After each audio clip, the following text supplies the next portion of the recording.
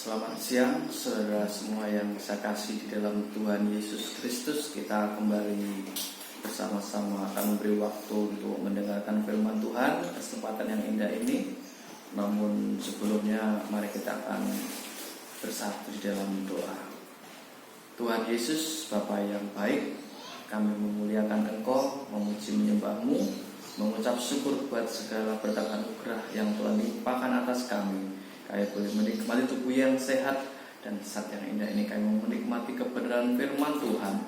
Berkati kami sehingga kami boleh mengerti rahasia firman-Mu.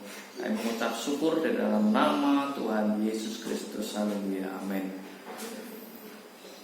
Puji nama Tuhan, kita patut bersyukur kepada Tuhan buat kasih setianya yang terus-menerus Tuhan kerjakan dalam hidup setiap kita. Dan karenanya mari kita akan bersama-sama lebih dalam lagi mengenal kebenaran firman Tuhan, supaya hidup kita semakin hari semakin menyenangkan hati Tuhan. Kesempatan yang indah ini saya akan mengajak kita untuk membaca dan merenungkan firman Tuhan dalam kitab Kisah Para Rasul pasal 20 ayat yang ke-35. Demikian firman Tuhan, dalam segala sesuatu telah kuberikan contoh kepada kamu, bahwa dengan bekerja demikian kita harus membantu orang-orang yang lemah dan harus mengingat perkataan Tuhan Yesus. Ia sendiri telah mengatakan adalah lebih berbahagia memberi daripada menerima. Saya akan memberikan judul renungan firman Allah pada kesempatan yang indah ini, lebih baik memberi daripada menerima. Saudaraku yang saya kasihi dalam Tuhan Yesus, Paulus pada waktu itu berada di hadapan murid-muridnya dan juga para penatua, menyampaikan kata-kata meyakinkan kepada setiap mereka bahwa selama Paulus melayani Tuhan tidak pernah didapati menggantungkan diri kepada pemberian siapapun. Rasul Paulus memenuhi kehidupannya dengan cara bekerja keras. Rasul Paulus tidak didapati ada satu permintaan kepada siapapun untuk memenuhi kebutuhannya dan juga untuk tugas pelayanannya. Namun Rasul Paulus berusaha mencukupkan diri dalam bekerja keras. Bahkan terlebih daripada itu, usaha yang dikerjakannya mendatangkan keuntungan, dan keuntungan itu dipakai untuk melayani Tuhan. Dan hal yang lain yang dikerjakan Rasul Paulus adalah melalui apa yang dia miliki, dia pergunakan untuk membantu orang-orang yang lemah, membantu orang-orang yang berkekurangan. Apa yang menjadi alasan Rasul Paulus melakukan itu? Rasul Paulus mengutip satu perkataan yang pernah dikatakan oleh Tuhan, bahwa lebih berbahagia memberi daripada menerima. Lebih berbahagia ketika seorang bisa memberi daripada ketika orang menerima. Mungkin kita punya pengalaman betapa kita bahagia ketika kita diberi sesuatu oleh teman dan saudara dan lain sebagainya. Tetapi sesungguhnya kebahagiaan ketika kita menerima itu tidak sebanding dengan kebahagiaan ketika kita bisa memberi sesuatu kepada yang lain. Rasul Paulus dengan jelas mengatakan lebih berbahagia memberi daripada menerima. Dalam kitab Matius pasal yang ke-5 ayat yang ke-7, di sana firman Allah mengatakan, berbahagialah orang yang murah hatinya, karena mereka akan beroleh kemurahan. Di dalam terjemahan yang lain dituliskan bahwa diberkatilah orang yang berbelas kasihan, karena mereka akan menikmati belas kasihan. Bapak Ibu yang saya kasihi dalam Tuhan Yesus, ajaran yang Tuhan ajarkan pada waktu awal pertama berkhotbah, yaitu tentang bagaimana orang memiliki perhatian, memiliki belas kasihan kepada orang yang lain. Ketika orang mau berbelas kasihan, maka orang itu akan mendapat belas kasih juga. Ketika orang mau berbelas kasihan, maka orang itu akan diberkati. Tidak gampang orang memiliki belas kasihan. Tidak gampang orang memberi sesuatu kepada orang.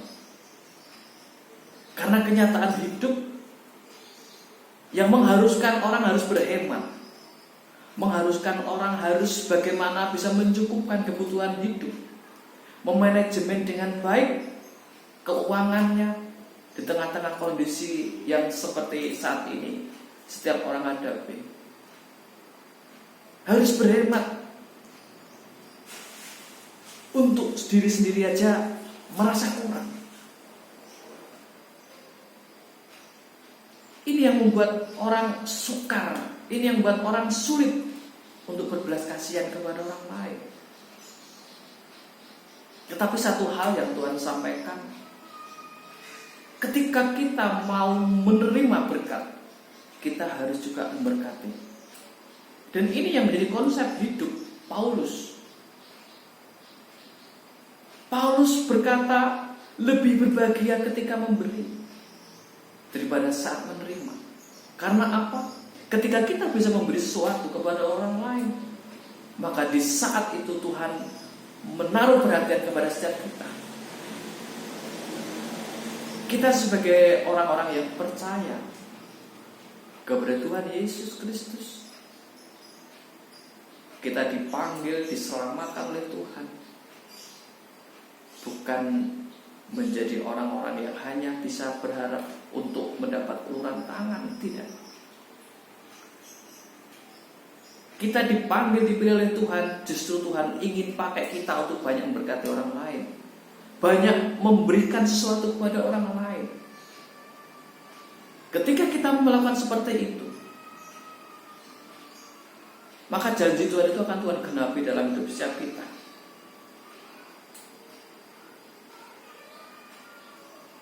Tidak ada jalan lain untuk kita diberkati Tuhan kecuali ketika kita mau memberkati orang lain. Dalam kitab Amsal di sana dikatakan ada orang yang menyebar harta tetapi bertambah kaya. Ada orang yang menghemat selalu luar biasa tapi selalu berkekurangan. Artinya apa? Ketika orang mau menyebar apa yang mereka miliki, ketika orang mau menabur apa yang ada pada dirinya, walaupun mungkin diri kita merasa kurang, tapi ketika kita melihat orang lain lebih memerlukan, maka kita punya hati belas kasih kepada mereka dan kita berikan kepada mereka. Maka di situ orang akan melihat bahwa kita menjadi orang-orang yang punya belas kasihan. Dan di situ Tuhan menaruh perhatian kepada setiap kita.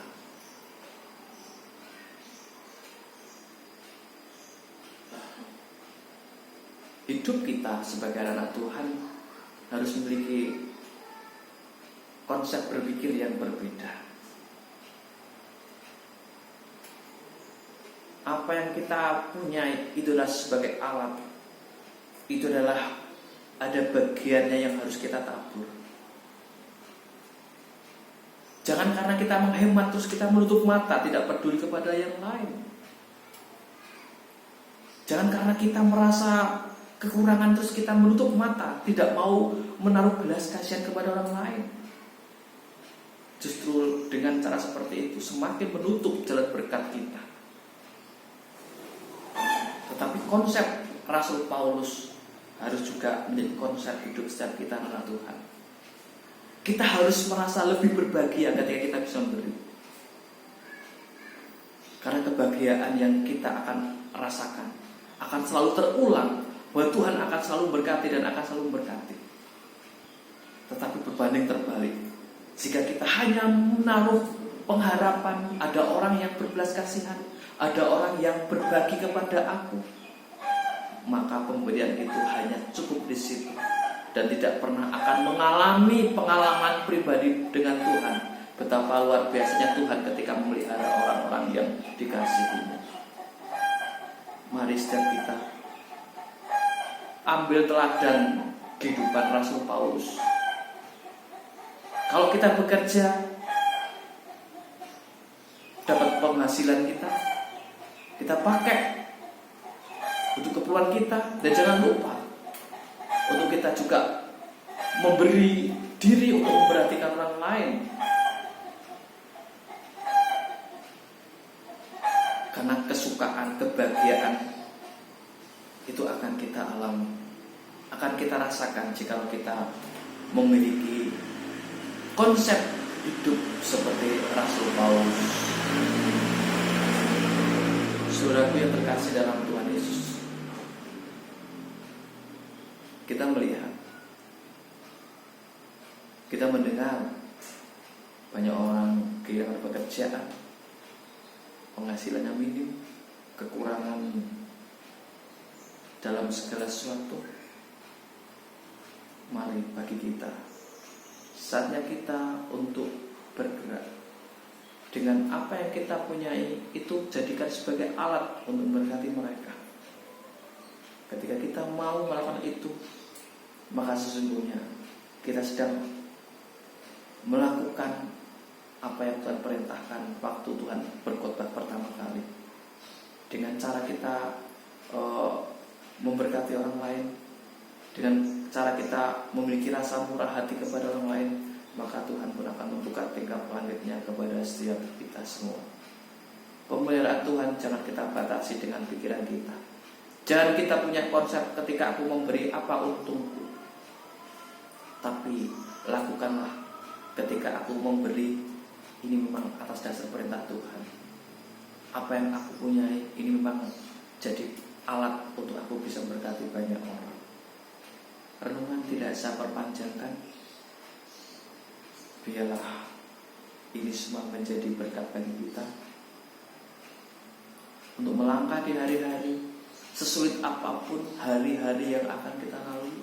Ketika kita memiliki konsep memberkati orang lain, maka kita akan diberkati oleh Tuhan. Tuhan Yesus memberkati kita semua. Amin.